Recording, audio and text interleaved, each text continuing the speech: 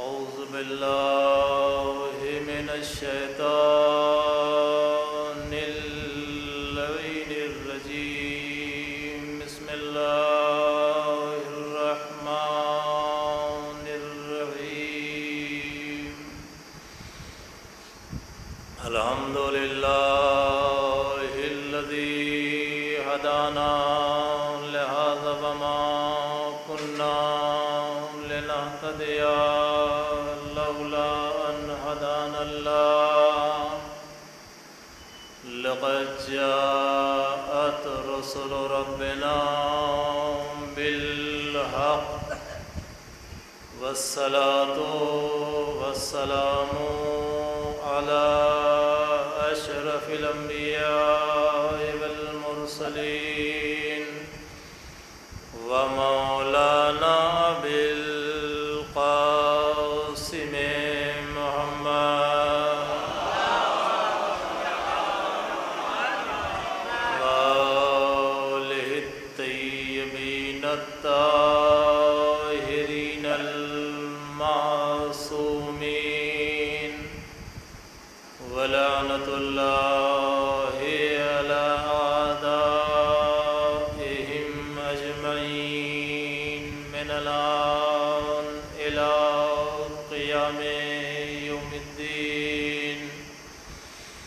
أما بعد فقد قال الله تعالى في القرآن المجيد وهو أصدق الصادقين وقوله الحق. بسم الله الرحمن الرحيم. يا أيها الناس إنا خلقناكم من ذكر وأنثى وجعلناكم شعوبا وقبائل لتعارفوا إن أكرمكم عند الله أتقاكم إن الله عليم خبير.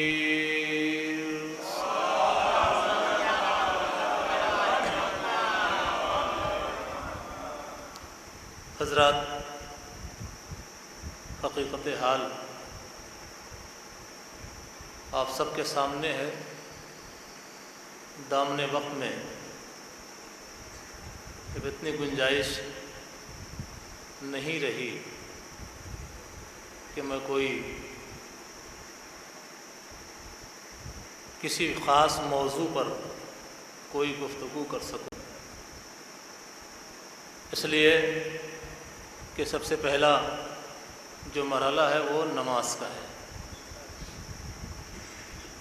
اور وقت نماز جب میدان جنگ میں جنگ روکی جا سکتی ہے تو ہماری مجلسیں بہرحال ایسے وقت میں ملتوی ہونا چاہیے اور اس کا لحاظ اور اس کا پاس کیا جانا چاہیے. آپ بہتر جانتے ہیں میری پوری کوشش رہتی ہے کہ نماز سے کسی بھی عزاداری کا کوئی پروگرام نہ ٹکرائے، اور واقعاً بانیان پروگرام کو بھی، بانیان مجالس کو بھی اپنے ذہن میں یہ بات رکھنی چاہیے کہ مجلس روک کر جو نماز پڑھی جائے گی اول وقت، اس کا بھی ثواب مرنے والے کے کھاتے میں درج ہوگا. یعنی ایک ثواب میں اضافے کا سبب بنتا ہے مجالس کو وقت نماز روک کر کے. تو ظاہر سی بات ہے کل 25 منٹ کا وقت ہے جس میں اذان ہو جائے گی. تو میں خود نہیں طے کر پا رہا ہوں، اس لیے کہ خاکہ جو تھا وہ جو اسٹینڈرڈ وقت ہوتا ہے مجلس کا، اور میری بھی خواہش تھی کہ میں آج 1 گھنٹے اپنے وطن میں ہی پڑھ کر کے کم سے کم وطن والوں کو احساس دلا دوں کہ 1 گھنٹہ میں بھی مجلس پڑھتا ہوں. صلوات بر محمد علیہ.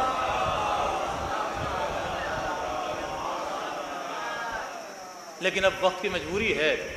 میں نے سردست آپ کی خدمت میں بارہا عنوان مجلس قرار دی جانے والی آیت کریمہ اسے آپ کے سامنے تلاوت کرنے کا شرف حاصل کیا۔ ارشاد ہو رہا ہے، اے لوگو، ہم نے تمہیں مرد اور عورت کے ذریعے سے پیکر وجود عطا کیا ہے۔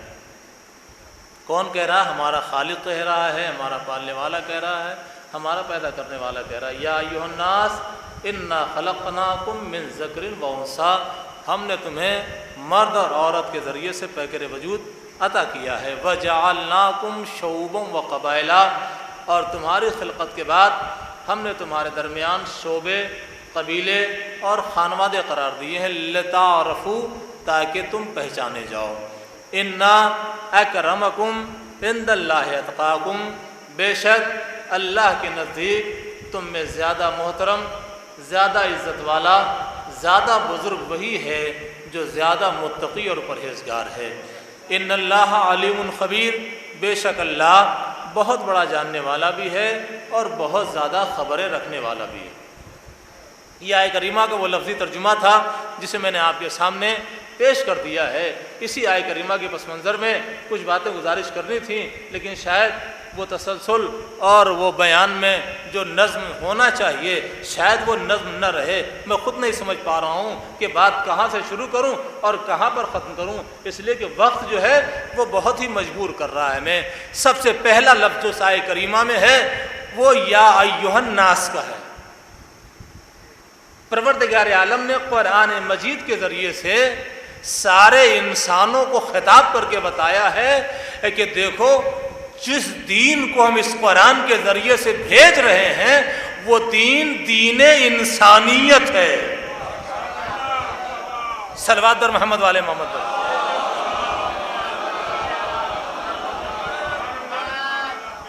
اس کا ایک خاص رشتہ، اس کا ایک خاص ربط انسانیت سے ہے، اسی لیے ہم نے سارے انسان کو خطاب کیا ہے۔ سارے انسانوں کو خطاب کر کے اللہ نے بتا دیا ہے کہ دین انسانیت ہے، دین انسانیت ہے۔ اور اس کے بعد پھر اللہ کہہ رہا ہے، وہ ساری تفصیلات آپ کی نگاہوں کے سامنے ہیں۔ میں علماء کرام سے معذرت کے ساتھ، اپنے بزرگوں سے معذرت کے ساتھ، اپنے ہمسن اور کمسن بھائیوں کی خدمت میں باتیں گزارش کر رہا ہوں۔ اس کے بعد ارشاد ہو رہا ہے کہ ہم نے تمہیں مرد اور عورت کے ذریعے سے خلق کیا ہے، انسانوں سے خطاب کیا ہے اور تخلیق کی منزل کی طرف متوجہ کیا ہے۔ گویا یہ متوجہ کر کے پروردگار عالم نے بتایا ہے کہ ہم نے تم سب کو برابر سے خلق کیا ہے، بالکل برابری کا درجہ دیا ہے۔ تخلیق کی منزل میں نہ کوئی اونچا ہے نہ کوئی نیچا ہے، نہ کوئی کالا ہے نہ کوئی گورا ہے، نہ کوئی عربی ہے نہ کوئی عجمی ہے۔ سب کی جو خلقت ہے وہ مرد اور عورت کے ذریعے سے ہے۔ اس کا مطلب یہ ہے کہ خلقت کی منزل میں کوئی بھی انسان کسی طرح کی مقابلہ آرائی نہیں کر سکتا ہے۔ صاف صاف لفظوں میں اللہ نے کہا ہے ہم نے سارے انسانوں کو مرد اور عورت کے ذریعے سے پیکر وجود عطا کیا ہے۔ پھر اللہ کہہ رہا ہے وَجَعَلْنَاكُمْ شُعُوبًا وَقَبَائِلًا، اور تمہاری خلقت کے بعد ہم نے تمہارے درمیان شعبے، قبیلے اور خانوادے قرار دیے ہیں، لِتَعْرَفُوا، تاکہ تم پہچانے جاؤ۔ انسان کو اپنی حیثیت اور اپنی حقیقت کی طرف توجہ کرنی چاہیے۔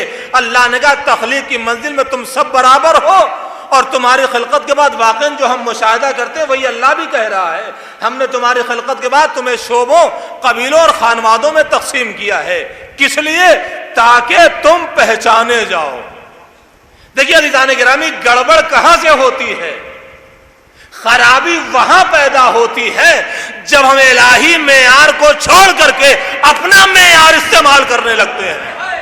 صلوات در محمد والے محمد در۔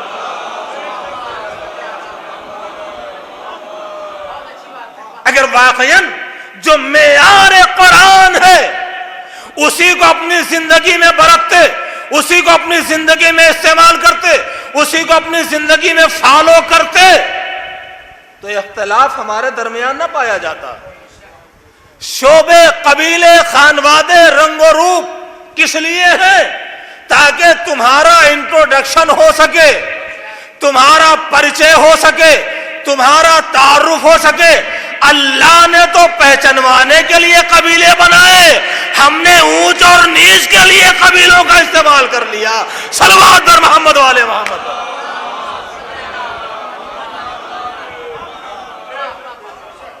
اور ہم کیا کہتے ہیں؟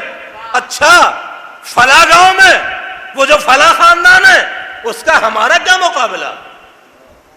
اچھا ہمارے وطن میں وہ جو فلاں خاندان ہے اس کی حیثیت ہمارے سامنے کیا ہے؟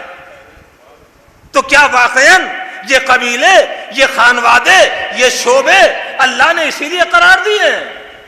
مگر ہم نے معیار قرآن کو چھوڑا اور اپنے معیار کو اپنی زندگی میں برتنے لگے، استعمال کرنے لگے۔ نتیجہ کیا ہوا؟ جب اونچا اور نیچا دکھانے لگے تو لڑائی اور جھگڑے نمودار ہونے لگے۔ اللہ نے صرف یہ قبیلے اور خانوادے اور یہ شعبے اس لیے قرار دیے ہیں تاکہ اگر کہیں پہچانوانے کی ضرورت پڑے تو تمہارا تعارف کرا دیا جائے، بس۔ اچھا آپ انہیں نہیں پہچانتے فلاں گاؤں کے، کہ آپ بھی نہیں پہچانا، کہ فلاں کی خاندان سے تعلق ہے۔ صلوات در محمد والے محمد پر۔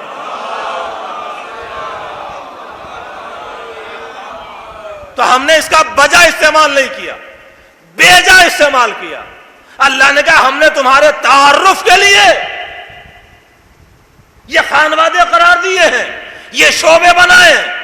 ہاں ہمیں معلوم ہے کہ تمہاری فطرت کیا ہے، تمہاری جبلت کیا ہے، تمہارا نیچر کیا ہے، تمہارا مزاج کیا ہے، تمہاری پسند کیا ہے۔ ہم جانتے ہیں ہم تمہارے خالق ہیں، ہم جانتے ہیں تمہاری فطرت میں کیا پایا جاتا ہے۔ ہمیں معلوم ہے کہ تم ذرا سا عزت دار بننا چاہو گے، بزرگ بننا چاہو گے، بڑا بننا چاہو گے، تو خبردار عزت دار بننے کے لیے، بزرگ بننے کے لیے، بڑا بننے کے لیے کسی اور چیز کا سہارا نہ لینا، بلکہ اسی کا سہارا لینا جو قرآن کہہ رہا ہے۔ عزت دار بننا ہے تو اس کے لیے ضروری ہے کہ اپنے آپ کو زیور تقویٰ سے آراستہ کرو۔ جتنا متقی بنتے جاؤ گے اتنا ہی ہم تمہیں عزت دار بناتے جائیں گے۔ صلوات بر محمد والے محمد۔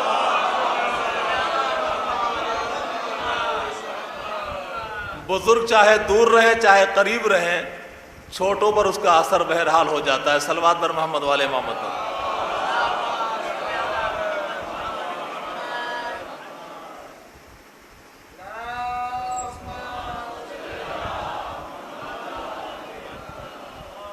تو عزیزان گرامی، واقعاً آج اس دور میں، اس زمانے میں جس طرح سے بڑا بننے کی، عزت دار بننے کی ہوڑ لگی ہوئی ہے، آپ خود ساری باتیں آپ کے سامنے ہیں۔ دنیا صاحبان اقتدار کے ساتھ کھڑے ہونے کو عزت سمجھے تو سمجھے،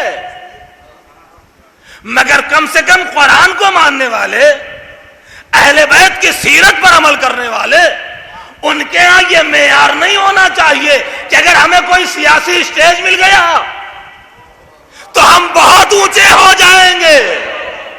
نہیں، اگر یہ اونچا کرنا جانتے ہیں تو یہ نیچا کرنا بھی جانتے ہیں۔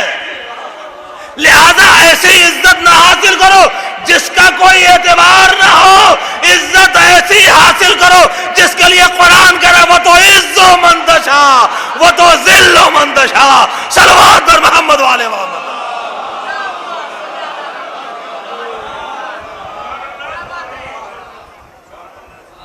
اللہ جسے چاہتا عزت دیتا ہے، اللہ جسے چاہتا ہے ذلت دیتا ہے۔ اگر اس کی بارگاہ سے عزت ملی ہے تو صاحبان اقتدار کی بھی حیثیت نہیں ہے۔ صاحبان حکومت کی بھی عزت نہیں ہے کہ وہ اللہ کی دی ہوئی عزت کو چھین سکیں، اس لیے کہ وہ جسے عزت دے دیتا ہے اسے صاحبان اقتدار کبھی ذلیل نہیں کر پاتے ہیں۔ یہ پوری تاریخ ہماری نگاہوں کے سامنے ہے۔ اللہ کی نگاہ میں بلند کون ہے، بزرگ کون ہے؟ جو صاحب کردار ہے، جو صاحب تقوی ہے، جو متقی ہے، جو پرہیزگار ہے، جو معیار نگاہ قدرت میں ہے وہی معیار نگاہ رسالت میں بھی ہے۔ ایسا نہیں ہے قرآن کا معیار کچھ ہو اور رسول کا معیار کچھ ہو۔ بھائی پوری سیرت طیبہ آپ کی نگاہوں کے سامنے ہے کہ پیغمبر نے بھی کہیں پرسنالٹی کو ترجیح نہیں دی،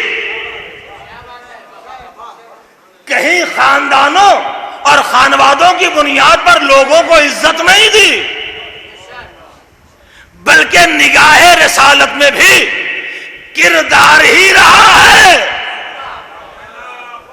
اور اگر کردار اور ایمان معیار نہ ہوتا تو جب مؤذن کے انتخاب کی بات آئی تھی تو ایک سے ایک پرسنالٹی کے لوگ تھے، ایک سے ایک خانوادے کے لوگ تھے، مگر اس انتخاب میں نگاہ رسالت ایک کالے غلام پر ٹک گئی۔ کیوں ٹک گئی؟ اس لیے کہ نگاہ رسالت نے دیکھا کہ نور ایمان اس کالے غلام میں جگمگا رہا ہے۔ صلوات محمد والے محمد۔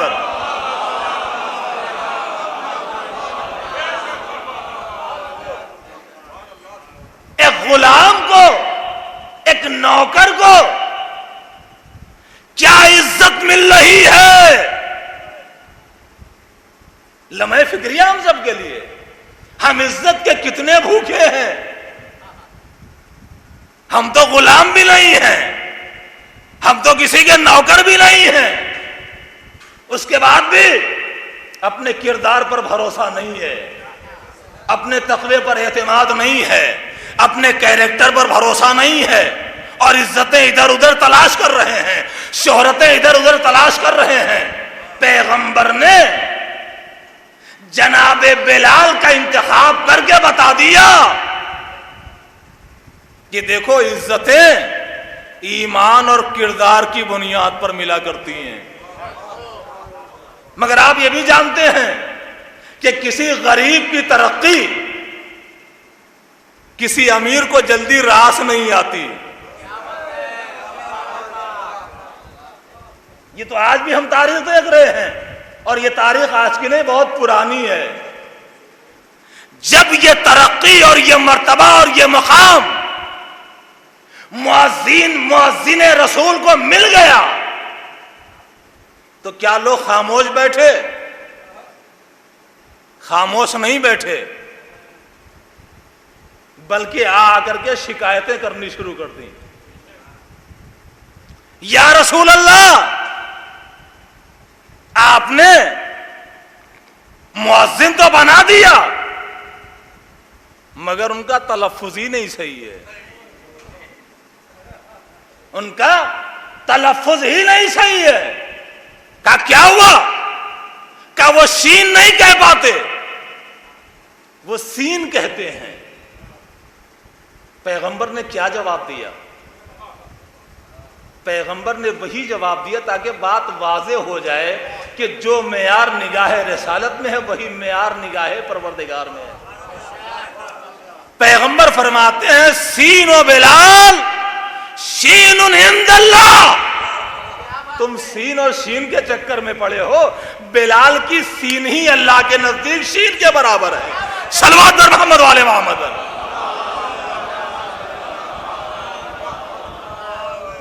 بلال کی سین کے برابر ہے۔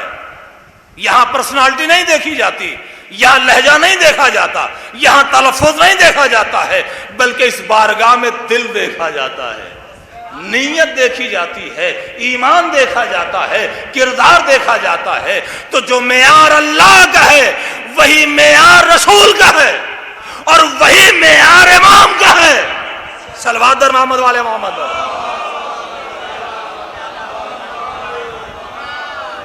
وہی معیار بزرگی امام کا بھی ہے۔ آٹھویں امام حضرت امام علی رضا علیہ الصلوۃ والسلام کی ولادت کا مہینہ ہے۔ 11 تاریخ کو آپ جشن میلاد منائیں گے۔ ولی عہد مملکت بنایا گیا ہے آپ کو، اور اسی کے اعزاز میں مامون نے دعوت کا اہتمام کیا ہے۔ جملہ ذہن میں رکھیے گا، جو معیار قرآن کا ہے وہی معیار رسول کا ہے اور وہی معیار امام کا ہے، وہی معیار امام کا ہے۔ سرکاری دعوت کا اہتمام ہے۔ عمرہ اور روسائے مملکت امام کی دعوت میں شرکت کر رہے ہیں۔ اب آپ محسوس کر سکتے ہیں کہ ہمارے ہاں جب کسی صاحب اقتدار کی کوئی دعوت ہوتی ہے تو کیا اہتمام، کیا انتظام ہوتا ہے۔ جو دعوت مملکت کی طرف سے ہو، حکومت کی طرف سے ہو، اس کی شان اور شوکت کیا رہی ہوگی۔ بہترین انتظام، انواع و اقسام کے کھانے سجے ہوئے دسترخوان پر، مگر کھانا ابھی شروع نہیں ہو رہا ہے، اس لیے کہ دعوت کے جو مہمان خصوصی ہیں وہ 8ویں امام ہیں۔ جب تک وہ نہیں آ جائیں گے، جب تک کھانا نہیں شروع ہوگا۔ امام تشریف لائے، صدر دسترخوان پر امام کو بٹھا دیا گیا۔ عام انسان ہوتے تو دسترخوان پر آتے ہی کھانا شروع کر دیتے، مگر کھانا ابھی کوئی نہیں شروع کر رہا ہے، اس لیے کہ مہمان خصوصی جب شروع کریں گے کھانا، جب ہی کھانا شروع ہوگا۔ امام بیٹھ گئے اور ایک مرتبہ دربار میں چاروں طرف امام نے اپنی نظریں دوڑائیں، دیکھا کچھ لوگ دیواروں کے سہارے سے کھڑے کیے گئے ہیں، دسترخوان سے دور کچھ لوگ کھڑے کیے گئے ہیں۔ امام ایک مرتبہ ایک ایک سے مخاطب ہو گئے، کہتے آؤ بیٹھو، آؤ بیٹھو، آؤ بیٹھو، آؤ بیٹھو۔ اب جب امام نے ان دیواروں کے سہارے سے جو لوگ کھڑے ہوئے تھے جب انہیں بلانا شروع کیا تو اراکین مملکت کہتے مولا انہیں نہ بلائیے۔ کہا کیوں؟ کہا یہ سماج کے دبے اور کچلے لوگ ہیں جن کا اس دسترخوان پر بیٹھنا اس دسترخوان کی شان کے خلاف ہے۔ جیسے ہی امام کو یہ مشورہ دیا گیا کہ ان کا اس دسترخوان پر بیٹھنا اس دسترخوان کی شان کے خلاف ہے، امام فرماتے ہیں کہ اگر ان کا بیٹھنا اس دسترخوان کی شان کے خلاف ہے تو ان کے بغیر کھانا شروع کر دینا میرے جد کی سیرت کے خلاف ہے۔ صلوات در محمد والے محمد۔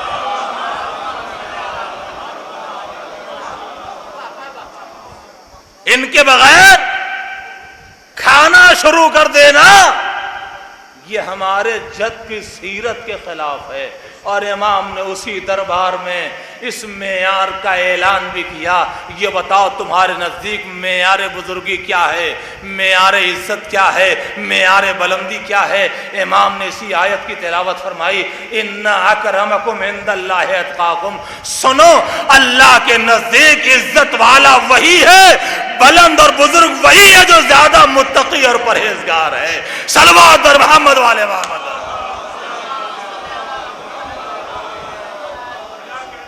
بات طے ہو گئی، اللہ کی نگاہ میں بھی کردار، رسول کی نگاہ میں بھی کردار، امام کی نگاہ میں بھی کردار۔ اب سوال ہے پورے سماج اور معاشرے سے سوسائٹی کی نگاہ میں معیار عزت کیا ہونا چاہیے؟ صلوات در محمد والے محمد پر۔ اب اگر اللہ کے مطیع ہیں، رسول کے فرما بردار ہیں، امام کا فالو کرنے والے ہیں، تو معیار سماج کا بھی وہی ہونا چاہیے۔ مگر ہمارا انداز اور ہے، غریب کی ضیافت کچھ انداز سے، امیر کی مہمان نوازی کچھ انداز سے۔ صلوات در محمد والے محمد پر۔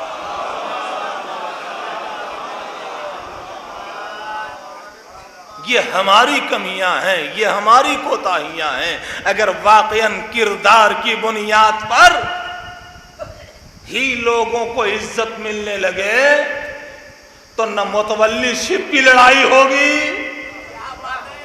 نہ کسی چیئرمینی کا جھگڑا ہوگا۔ اس لیے کہ ذہن میں یہ بات رہے گی کہ عزت ملے گی تو کردار کی بنیاد پر ملے گی۔ دیکھیے عزت کے چکر میں، شہرت کے چکر میں اسلام سے بھی خارج ہو گیا، نہ یہاں کا رہا نہ وہاں کا رہا۔ صلوات پر محمد والے محمد۔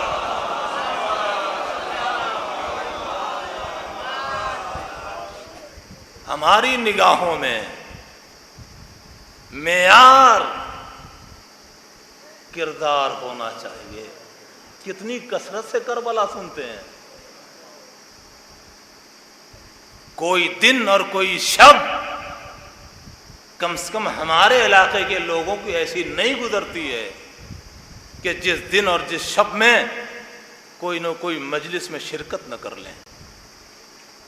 مگر کیا صرف کربلا سن لینے کا نام ہے اور سن کر گھر چلے جانے کا نام ہے؟ نہیں، کربلا کو سن کر کے اسے اپنے زندگی میں اتارنے کی کوشش کرنی چاہیے۔ کیا کربلا نے پیغام دیا؟ 17 دن کی ایمانی زندگی نے کتنا کمال بخشا، کتنا عروج بخشا، کتنی ترقی بخشی، کتنی عزت دی کہ 17 دن کی ایمانی زندگی میں کربلا کے میدان میں وہ بھی اسی صف میں کھڑے ہو گئے جس صف میں رجل فقیہ کھڑا ہو۔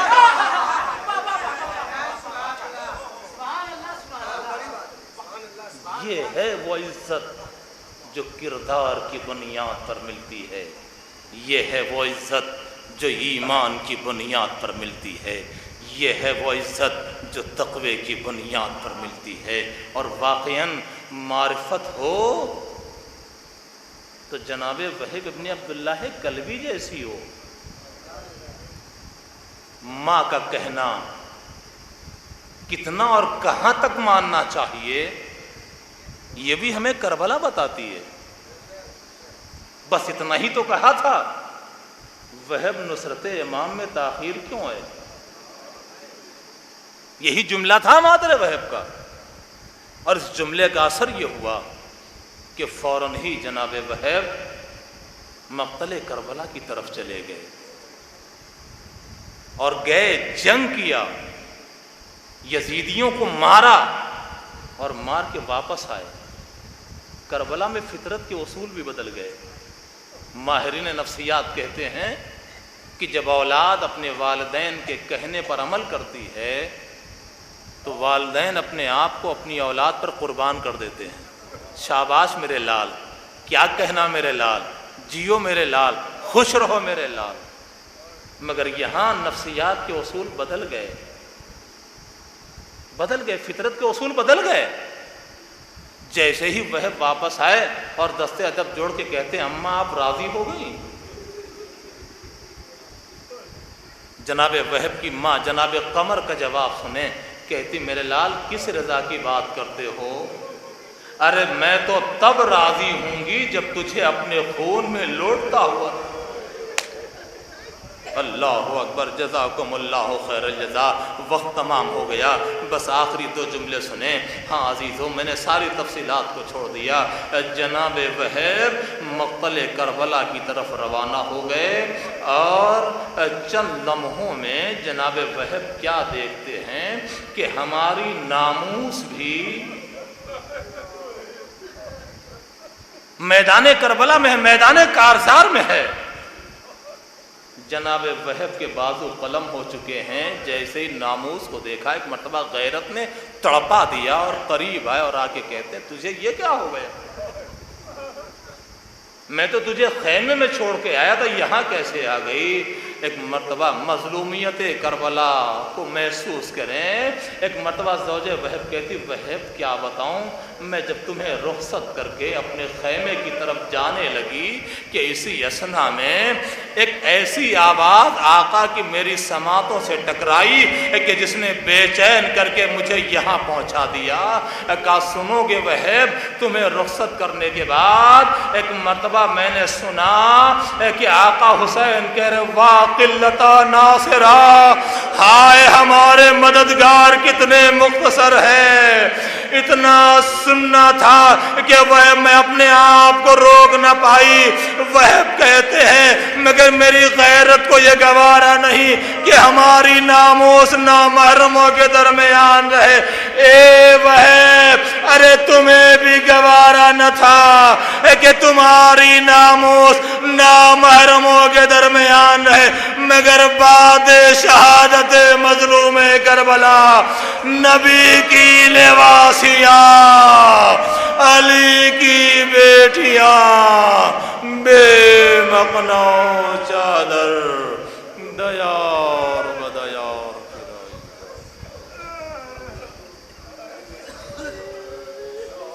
الا لعنت اللہ علی القوم الظالمین سیعلم الذین ظلموا قلب ای منقلب ینقلبون۔ آپ حضرات سے گزارش ہے ایک بار اور سورہ ہم 3 مرتبہ سورہ اخلاص پڑھ کر کے سید دار حسین کربلائی مرحوم ابن سید محمد محسن مرحوم کی روح کو